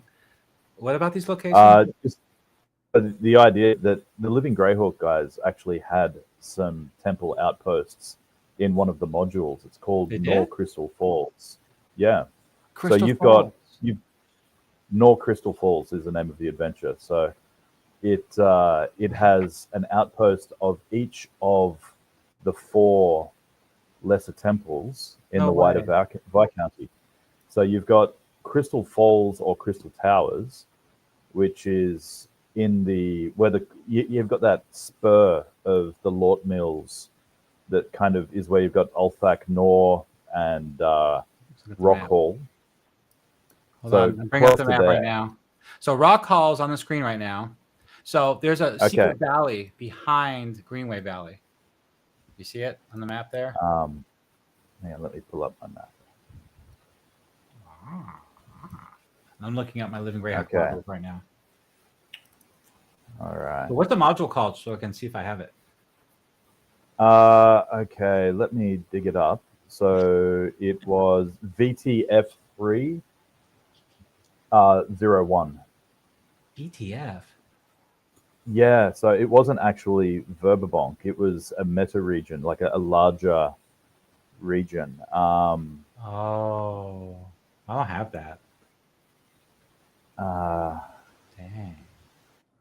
Yeah, so anyway, so Crystal Falls is, near as I can tell, kind of east of Rock Hall, between Rock Hall and Ostberg. It is actually an ancient outpost of Selene that was abandoned 400 years ago. And it is a nexus of water elemental power that the water temple has discovered and turned to their own use. There is a air temple, which I've coined as Crystal Meadows. It's actually a demi-plane that is accessed from a broken crystal tower in a meadow. It doesn't say exactly where, but other than to say it's on the border of Verbobonc, Divers, and the Nali. So it's got to be quite close to, say, Sobenwich or the lands of Clanshed and Dill. And it's actually a significant demi-plane. It's big enough that you've got, wildlife flying, and you've got at least a 10-minute walk through the forest to get to the location of the Air Temple's lair there. The Earth Temple has a section of an abandoned quarry east of Rhinehurst. And it was a penal quarry that, at least in part, east of Rhinehurst, yeah. Okay, right here. Okay. So kind of right smack in the middle of the plains of the Viscounty. Oh. And finally, the Fire Temple, which is under the Lort Mills. So it's a castle of basalt above a lava flow deep in the under-earth, due south and west of Citadel Hagthar, which is kind of in the absolute west of the Viscounty. So there is precedent for the temples having strongholds out in the Viscounty and out in the forest. Well, there's a reason for that. Originally, Gary Gygax in an interview said he was in his campaign that was the case, that there are other temple outposts out there. About the module, Living Greyhawk source you're talking about, that author's idea, by the way.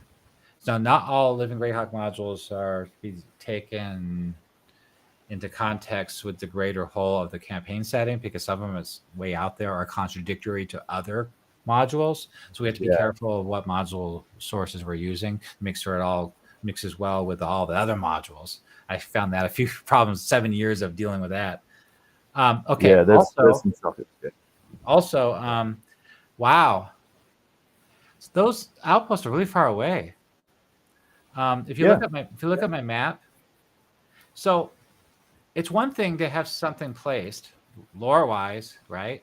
Campaign-wise, it's another thing to be useful in an actual campaign.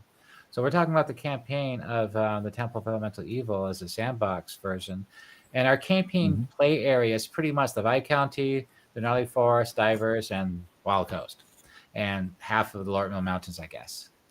So what I did, and I suggested this in the Princess of the Apocalypse module in the back page about Greyhawk, I said put it in this area. So my idea, it suggests that you put the stone monastery for the Earth cult right here, which is just south of Hamlet. The fire cult is this abandoned watchtower on top of the Edders. And the air cult has a tower out here in the Cron Hills, which is, well, each square is a league. So it's 1, 2, 3, 4, 5, 6, 7 leagues away, 20 miles. And the water cult, heavily ennobled, with the pirates, but they do have this abandoned keep here. It's supposed to be a river keep. And I like the map in the module for this, but we're not allowed to use artwork or maps from the modules if we publish them. But it's different if you put it on the website for you guys to use, public facing for fan content.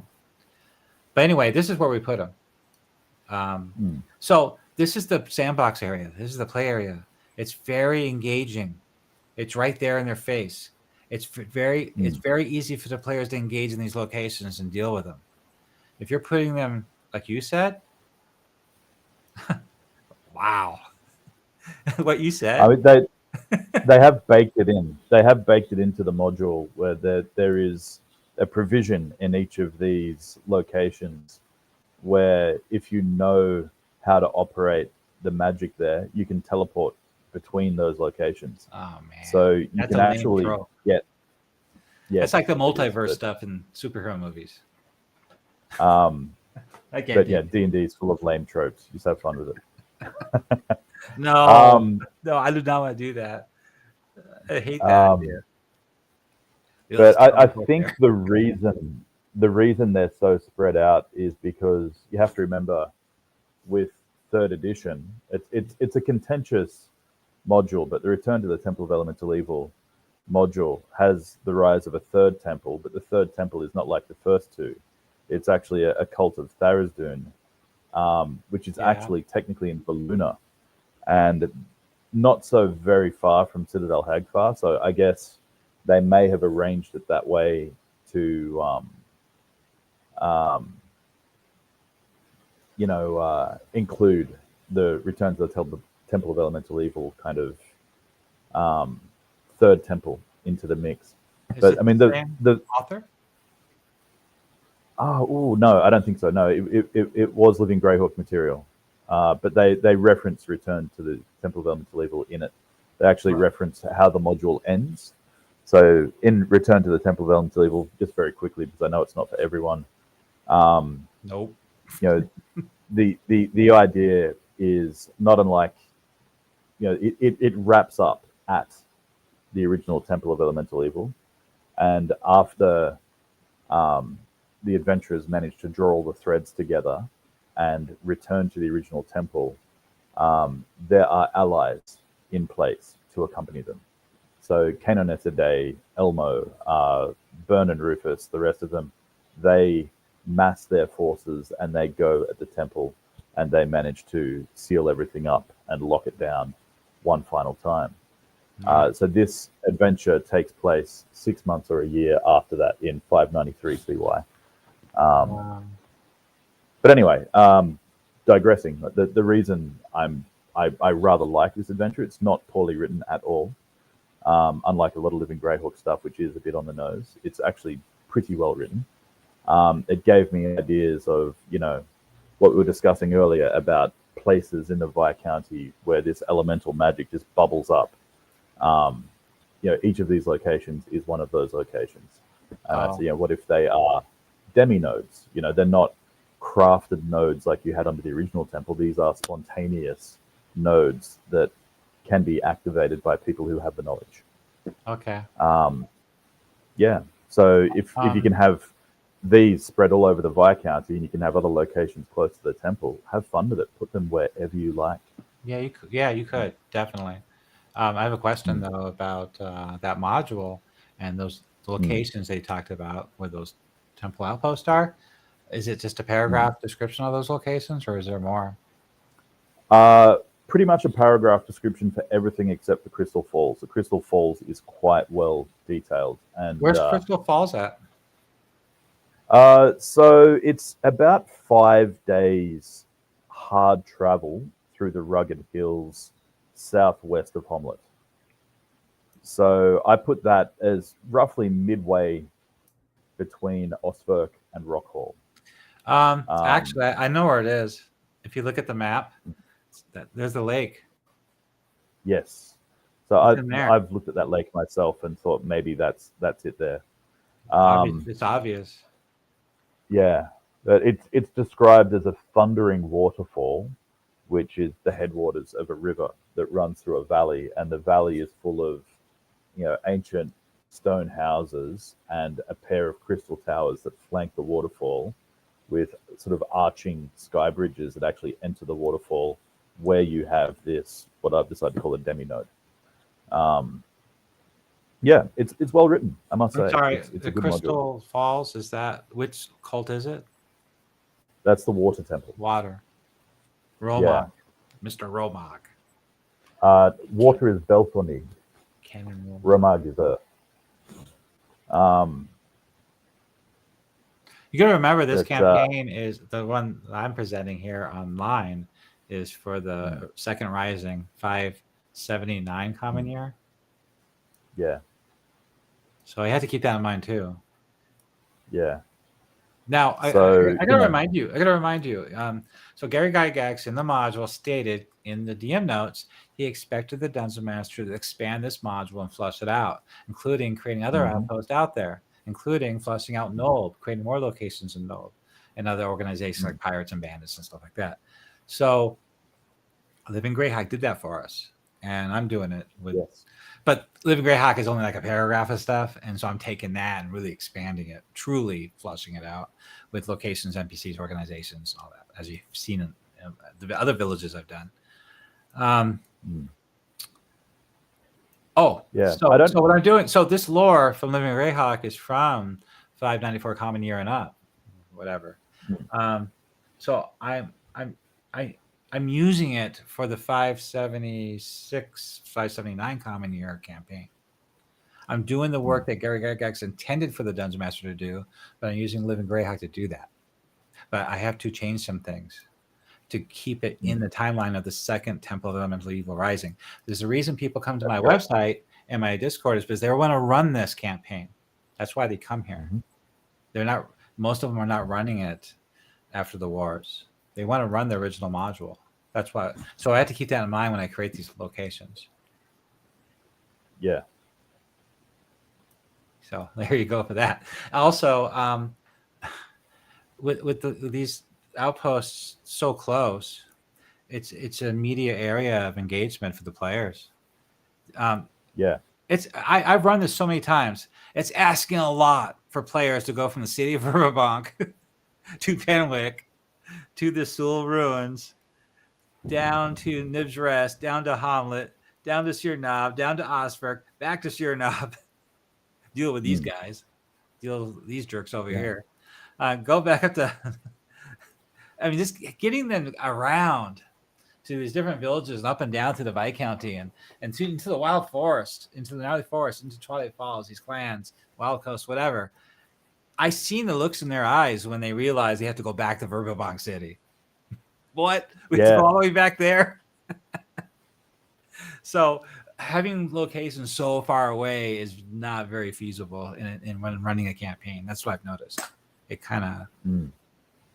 I just really like the idea of, playing whack-a-mole with the Temple of Elemental Evil. You can put them down here and they'll pop up over there. And that way they're never finished. I like that. But, I run very long campaigns and I put a lot of politics and a lot of intrigue in my campaigns. So we got some questions. So Pascal says, I always thought it was weird how the high road was the south of the low road. I agree. I think it's elevation change. James said, I believe that the high road has an elevation change. I agree. And Pascal said, I'm sure you're right. And then Damien, you responded, it moves through the forested Cron Hills, at least in part. The low road flanks the Velverdiva. Yeah. Okay. Got it. Good job answering them. Thank you. How elegant is Damien? Damon or Damien? Damien, yeah. Damien. Yeah. Okay. I thought you were going to use the Hologon name. I have no idea how to do that. Oh. It's YouTube. Yeah. I only reluctantly entered the 21st century. They know who you are now. There's no getting away. You can come and find me in Tasmania. Yeah. Hey, you told them where you live too. That's perfect. Might as well just give them your email address while you're at it. Phone number. I think we're done talking about what we're working on now. And we had some good discussions on the possibility of future of this campaign. And we talk about this, guys, every day on the Discord channel and several different rooms. We have the general channel for just fun talk. And then we have the Patreon channel for focused on the campaign itself. The articles I write and the lore and the information like we're talking about right now. And then there's the Verbobonc Campaign channel for your campaigns. A lot of Dungeon Masters have questions about how to handle their campaign, how they're running theirs differently. They talk among themselves about different aspects of the campaign, in particular of their own campaign and their players. And I'll give advice on some of the lore that we have here. Hey, I'll suggest something. What about these orcs? They're around that area. Or what about this quest? And I point that out to them. How to introduce quests and stuff. I'm losing my voice. Let's see, we've been going on for almost 2 hours. I just want to wrap up on what I did this week, which is not much because I got involved with Nold. Is there anything you want to say before I talk about that real quick? No, I don't think so. No, crack on. Okay, so first, I got the article up on the board here. The first outpost, the Earth Temple. This is the front page of that Earth Temple post. Location for the Earth Temple raiders. Love my picture. They're raiders. Yeah, they're very angry. Yeah, crazy. They look crazy. So this is the module structure so far.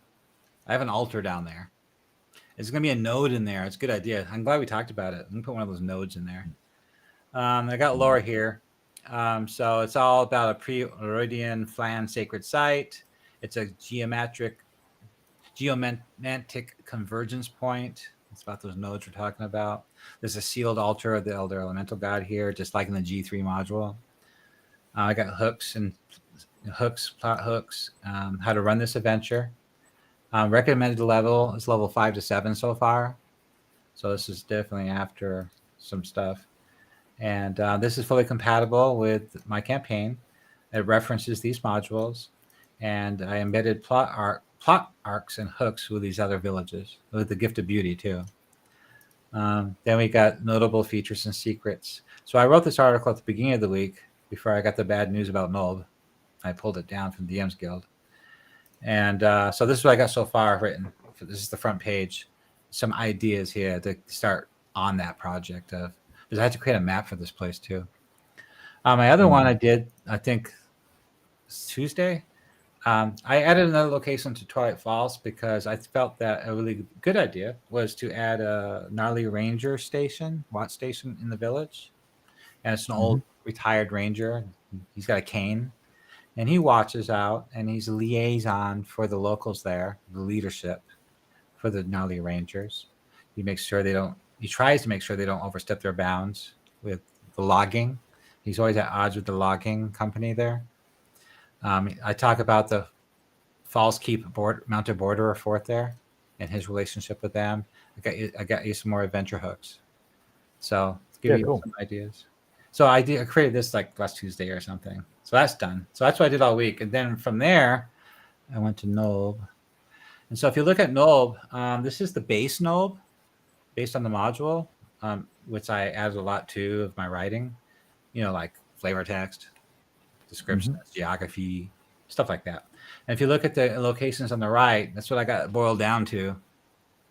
I had to move a lot of things. If you guys spot anything that's odd about any of those locations, let me know and I'll change it. And, society and culture and government, economy, all that base stuff. I'm changing Lady Nasara. She's a real character in the Greater Campaign, by the way. She's not just an old character. Her whole family's from the Viscount, and her brother is in the city of Verbobonc. He went to Divers. Now he's undercover under a different name, and he's pretending to be a rich merchant from Divers.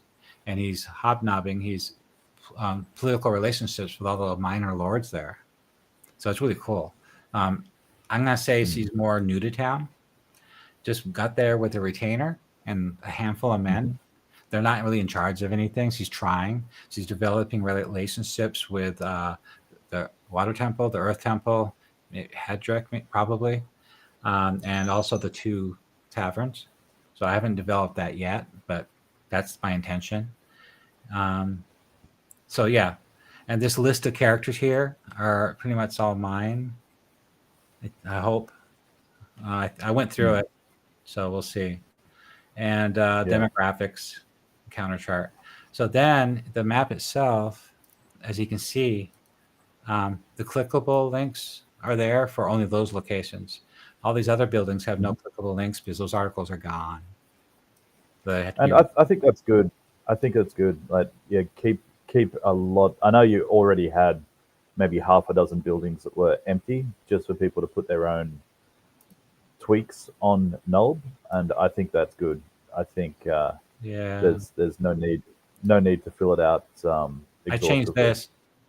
There's no longer a walled compound there, just a cottage. I changed this. That's just a cottage, and this is I'll probably put some bandits here. I'm just disappointed because I did a lot more than what people thought. I wrote a lot. Yes, yeah. I mean, I've been working with you for, I guess, 8 months now, and yeah. It's not just the artwork. I'll take a paragraph and create a whole article with NPCs with it, different articles. Yeah.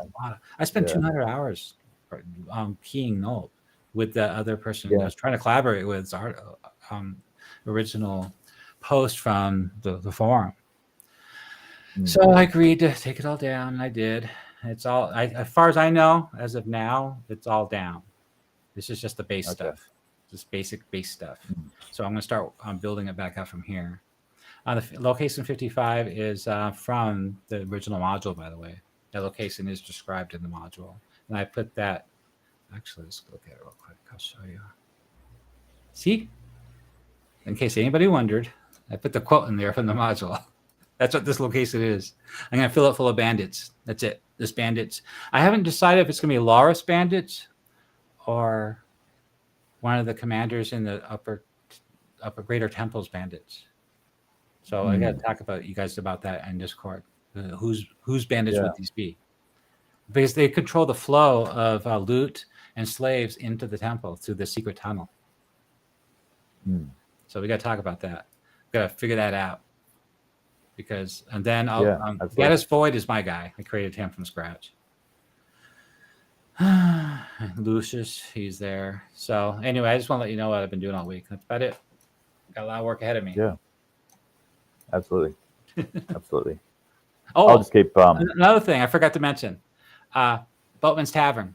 I'm redoing the map a lot. I wish I could show it to you, but it'll probably crash my computer. But I'm actually, I imported the old map and I'm mapping over it. So I'm also going to create a second level. I was thinking about putting the brothel there. So there's a brothel. Yeah, I saw that. Yeah. There's a brothel on the second floor of the Boatman's Tavern. And I already created the NPC there that runs it. So C runs it upstairs, and it's all part of. So in that building, there's a tavern, there's a warehouse, and there's an indoor market. And the upper floor will be more rooms. There's 6 rooms. This inn has 6 rooms, and also the brothel. So that's what I intend to do. And I already have a quest for that place. The Renee quest, the Renee quest. I already have that. Oh, yeah. That's totally my quest with NPCs. There's plenty of precedent for a brothel in Nulb. The Temple of Elemental Evil computer game actually had a brothel. There was a broken location when the game was released because it was the buggiest game in history. But when the fans went through and corrected all that code, they were able to reactivate that broken location. So I think they called it the Viper Pit, and it was a very funny location. And one of the Rennie sisters was an indentured servant or slave, really, of the brothel madam, and the other one was in town to the video game to find her, get her free. Yeah. So this Renee, the Ren folk, I had them to be the land-bound version. So they got a outside the forest line. And they pulled the daughter of his upstairs into the brothel and took her because he started a fight. Yeah. Said, "This is your fee," and they want 500 gold for her return. Yeah, that reasonably closely mirrors the actual quest from the computer game. Yeah, I thought it was a good idea, so I ran with it and changed it. But Pascal said, at some point, some generation has said to hell with canon and create your own version of Greyhawk, unless Watchy starts giving the setting some designers to help doing it. Well, I want to make sure this setting that I'm putting up here on World Anvil is suitable for anybody running this campaign. You can do whatever you want with it from there. And you responded. And then Pascal said, I don't know, Greyhawk Reborn. I'm a hermit. Don't get out much. James said the same thing. And Pascal said, what do you make of your map? Circle of 8 did wonders of the game. Yep, Circle of 8. I should play that again. Yeah, I downloaded with all of the corrections. It's a very, very good game. The Circle of 8 guys, it was a labor of love. They worked on it for something like 11 years after the game was released. Wow. Yeah. Oh, by the way, the map, see? See, that's the original map. And that's my map. Even the buildings up here and up here and up here, it's all the same as the other map. See? Same buildings. Yeah. So it's a beautiful map, man. It's a beautiful map. Thank you. Took me, I don't know, probably 100 hours to do it. I hate mapping. Yeah. I get so bored. But, it's gratifying when people like it and use it in their campaign. It makes me feel good. Yeah. Yeah. Well, if you want to say anything more before we wrap this up. No. I look forward to kicking around on the Discord and working more out about this Black Dragon and working on the elves. Yeah. And, I got a lot. I'll see you back here soon. All right. Thank you for joining us. And everybody, thank you for joining the 3 Arcs Discord channel, our live session, which is a recap and a guest with Halagant. If you want to, you're more than welcome to join our 3 Orcs Discord channel where we talk about this and I work on this all day long. And I really appreciate your collaboration and help and advice while I'm creating these articles as we do that. And it makes the whole campaign setting better. Also, we talk about your campaigns too. Also, if you want to join the Patreon, you can get all this artwork and maps there for free too. But if you want a higher resolution version for printing it out or something, or a VTT, you have to become a member for that. And by the way, I have an announcement. My YouTube channel, I just got monetized. Congratulations. In fact, please, where is it? There it is. YouTube. There I am. What do you think? I made $20. I'm rich. Buy a couple of beers at the pub for that. What do you think of that? Bonus. I just got monetized a couple weeks ago. That's how much money I made. Excellent. Yeah. Nice one. So I don't know if people think I'm making money or something. Yeah. Crazy. I just want to buy my coffee. I'm retired, by the way. Yeah. I don't really have an income. So, okay. Thank you for joining the Three Orcs Discord channel. I'll look forward to talking to you guys during the week. And next week on Sunday, we'll do another live stream with hopefully some more guests. And we'll do another recap of what we've done all week long. Well, thank you. I hope your campaigns for your players is as fun as mine has. And may your dice ever roll true. Good night, guys. Good night.